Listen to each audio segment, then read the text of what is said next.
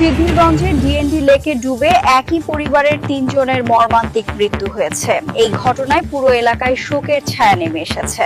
নারায়ণগঞ্জ থেকে সোহেল রানার পাঠানো তথ্যচিত্রে বিস্তারিত প্রতিবেদন। নারায়ণগঞ্জের সিদ্ধিরগঞ্জে ডিএনডি লেক পাড়ে গোসল করতে নেমে একই পরিবারের ৩ জনের পানিতে ডুবে মর্মান্তিক মৃত্যু হয়েছে।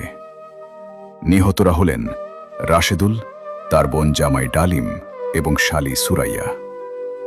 তারা সবাই সিদ্ধিরগঞ্জের অ্যাডভোকেট শাহজালালের বাড়ির ভাড়াটিয়া বলে জানা গেছে। এই ঘটনায় নিহতের পরিবার ও পুরো এলাকায় চরম শোকের মাতম চলছে। স্থানীয় ও ফায়ার সার্ভিস সূত্রে জানা যায়, দুপুরে তীব্র গরমে ডিএনডি লেক পাড়ে গোসল করতে নামেন ওই পরিবারের সদস্যরা। এক পর্যায়ে সুরাইয়া পানিতে তলিয়ে যেতে থাকলে এগিয়ে যান রাশেদুল ও ডালিম, কিন্তু দুর্ভাগ্যবশত পানির গভীরতায় একে একে ৩ জনই পানিতে তলিয়ে যান।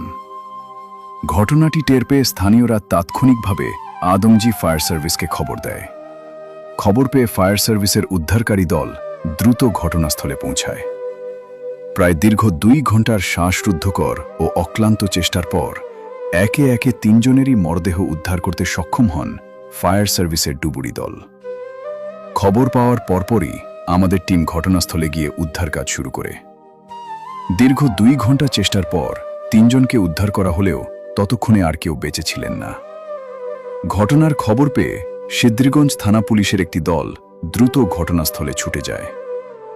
সিদ্ধিরগঞ্জ থানার তদন্ত ওসি মিজানুর রহমান এবং এসআই শাহ আলম সহ পুলিশের ঊর্ধ্বতন কর্মকর্তারা উপস্থিত থেকে উদ্ধার কাজের তদারকি করেন এবং লাশের সুরতহাল প্রতিবেদন তৈরি করেন।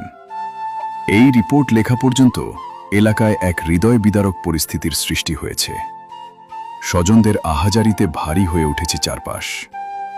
পুলিশ আইনি প্রক্রিয়া শেষে মরদেহ পরিবারের কাছে হস্তান্তরের প্রস্তুতি নিচ্ছে। জি, আমার নাম মোহাম্মদ মিলন মিয়া। আমি senior station officer, Adamjee Vezel fire station. এবং আমার এখানে ডুবুরি টিম আসছে বিরার হারুনের নেতৃত্বে নারায়ণগঞ্জ থেকে। আমরা 16টা পিসে এখানে আসার পরে স্থানীয় লোকজনের তথ্য নিয়ে আমরা 16টা পিসে আমাদের ডুবুরি টিম এখানে উদ্ধার কাজ পরিচালনা করে। নামার কিছুক্ষণ পরেই আমরা 2টা ভিকটিম পাই। পাওয়ার পরে ওনারা তথ্য দিছে আরেকজন আছে। আমরা যাই হোক খুঁজতে খুঁজতে 5:50 সময় আরেকটা মেয়ের লাশ পাই। এখন পাওয়ার পরে আমরা পুলিশের কাছে লাশ হস্তান্তর করবো। ভাই সামনে দিয়ে মোবাইল